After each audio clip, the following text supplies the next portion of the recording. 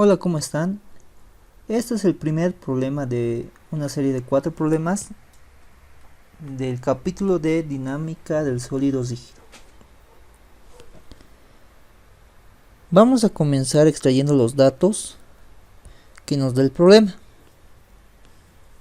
Dice, un bloque de 8 kilogramos de masa, que descansa sobre un plano inclinado sin fricción. No tenemos fricción. Se encuentra atado a uno de los extremos de una cuerda de masa despreciable, que está enrollada en una polea de radio R igual a 0,13 metros. Se observa que la aceleración con que desciende el bloque es de 2,4 metros sobre segundo al cuadrado. Este es un dato importante, ya que nos está dando la dirección y sentido de la aceleración. Ya sabemos el movimiento de nuestro bloque. Encontrar, inciso A, la tensión en la cuerda. Inciso B, la aceleración angular. E inciso C, el momento de inercia. Bueno, vamos a partir de lo que nosotros ya hemos aprendido en anteriores capítulos. Vamos a trabajar en el bloque.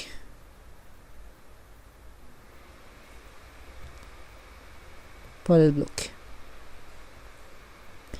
Entonces lo que yo voy a hacer es dibujarme un diagramita de cuerpo libre del bloque, poniéndome mi sistema de referencia.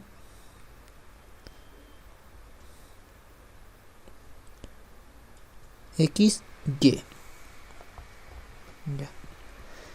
Ahora voy a poner acá en mi diagramita las fuerzas que interactúan con mi bloque. La primera fuerza que se presenta siempre va a ser el peso. Otra fuerza que igual siempre se va a presentar es la normal. Y la última fuerza que tendría es la tensión, que se origina por la cuerda. Listo.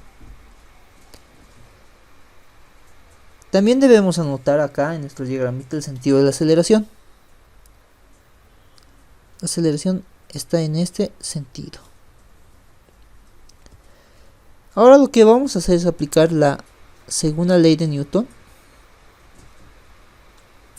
Pero para aplicar esta segunda ley de Newton en mi eje X, yo me tengo que dar qué dirección, qué sentido va a ser positivo para mí. Entonces acá yo voy a decir que todas las fuerzas que tengan la misma dirección y sentido que la aceleración van a ser positivas. En este caso, yo tengo o puedo ver que mi peso no está en uno de estos ejes, entonces tengo que descomponerlo. El ángulo de la cuña que se encuentra aquí de 60 grados se va a repetir entre el vector del peso y el eje Y. Aquí, 60 grados. Ahora mi peso se va a descomponer en dos distintos, va a tener dos componentes, uno en X y uno en Y. Va a tener el peso en Y y el peso en X. Haciendo sumatoria de fuerza en el eje X, voy a tener que el peso o la componente del eje en el eje X del peso es positivo. Digo, masa gravedad, y podemos ver que si multiplico por seno de 60 grados tengo el cateto opuesto, que es la componente en el eje X, menos la tensión, y esto es igual a masa por aceleración. Despejo de acá la tensión y factorizando la masa me va a quedar esto. Ahora reemplazo los valores numéricos. La masa vale 8 kilogramos, el peso vale, la gravedad vale 9,8, anoto seno de 60 menos la aceleración que es 2,4. Entonces, calculando esto, yo tengo que mi tensión es 48,70. 48,70 newtons. Con esto yo ya había respondido. Con esto yo ya respondí mi inciso A. Ahora voy por el inciso B, que dice que hay la aceleración angular de la polea. Bueno, esto es sencillo, ya lo habíamos visto antes. Tengo aquí mi polea y tengo la fuerza que actúa en ella, que es la tensión. O mejor, voy a poner en vez de eso, voy a poner la aceleración tangencial. Mi polea está girando sobre su centro y tengo la distancia del punto de giro a la polea, que sería R. Con esa aceleración tangencial yo puedo hallar lo que es mi aceleración angular. La aceleración angular va a ser igual a la aceleración tangencial sobre la distancia R. La aceleración tangencial es 2,4 y mi radio es 0,13.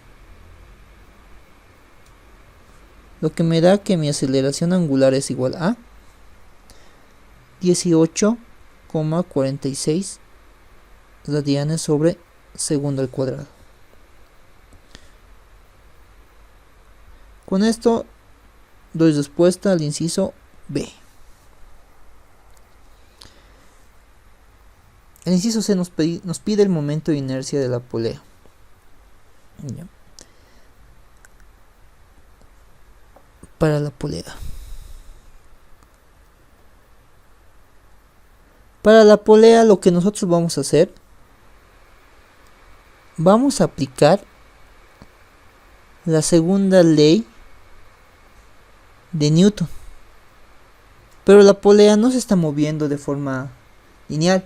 Vamos a aplicar la segunda ley de Newton para la rotación. Esta segunda ley de Newton para la rotación se escribe así: la sumatoria de torques en un punto es igual al momento de inercia por la aceleración angular. ¿Cómo nosotros podemos entender esto? Vamos a hacer una analogía con lo que es la segunda ley de Newton para dinámica lineal. Ya. Y también me voy a hacer un dibujito aquí para explicar de manera más clara esto. Voy a dibujarme mi poleita y me voy a dibujar la tensión que actúa aquí.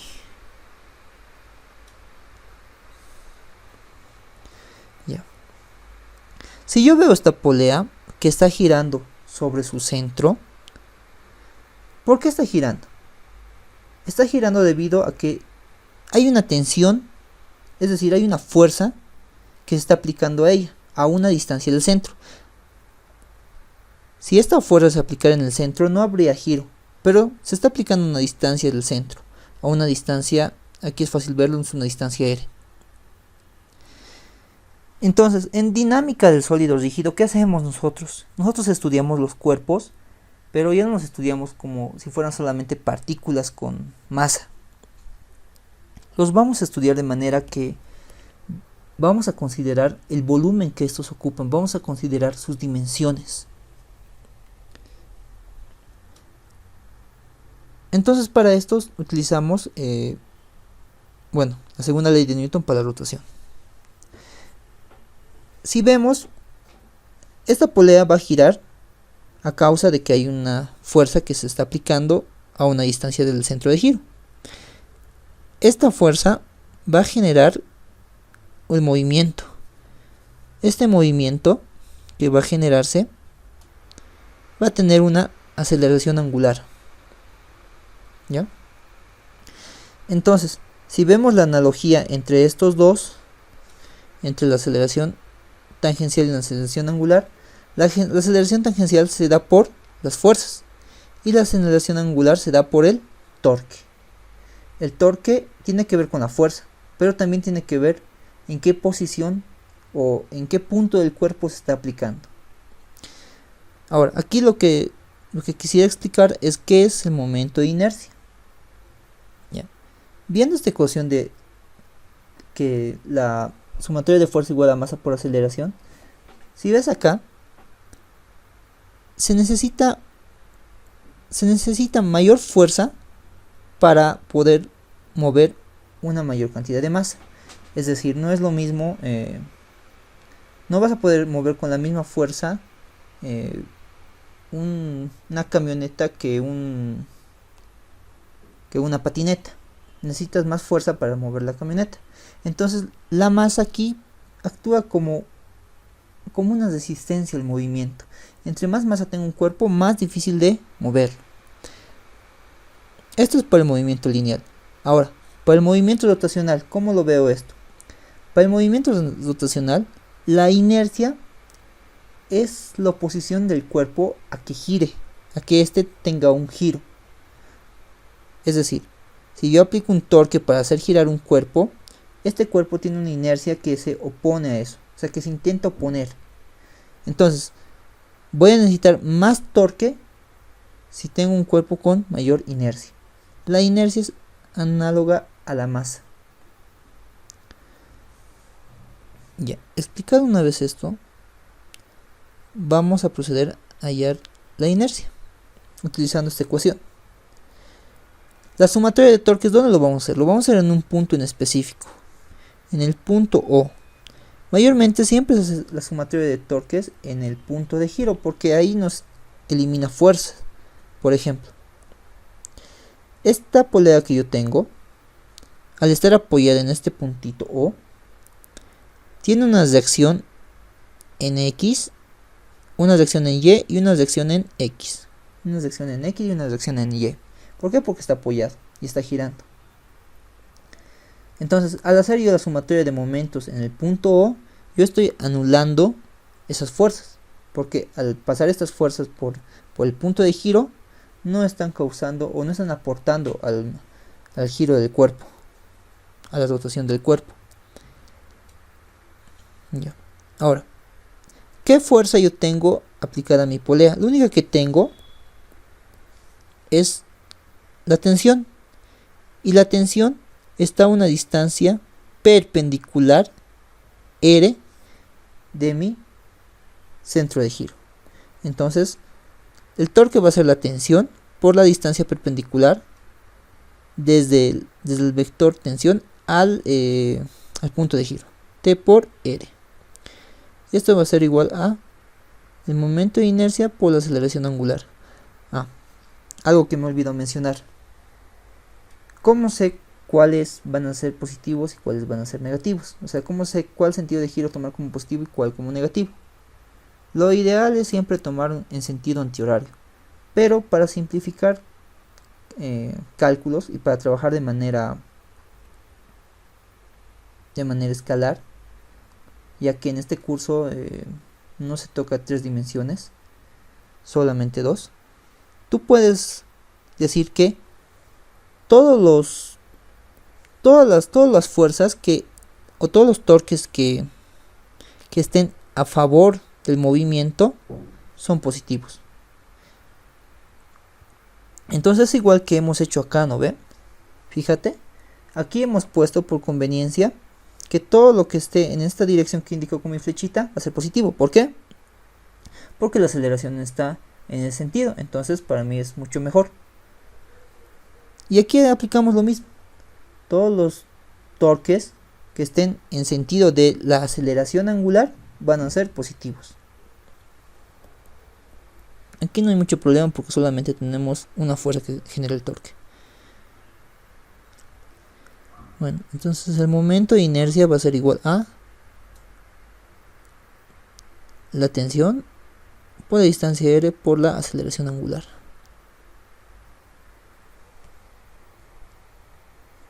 La tensión ya la hemos hallado hace rato, es 48,70. Creo que mejor lo escribo bajito. Ya. La tensión va a ser igual al... momento de inercia va a ser igual a la tensión. 48,70 por el radio, que es 0,13, sobre la aceleración angular, que es 18,46.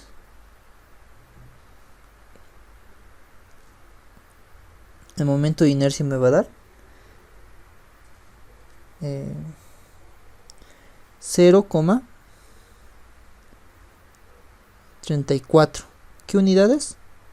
Kilogramo metro cuadrado.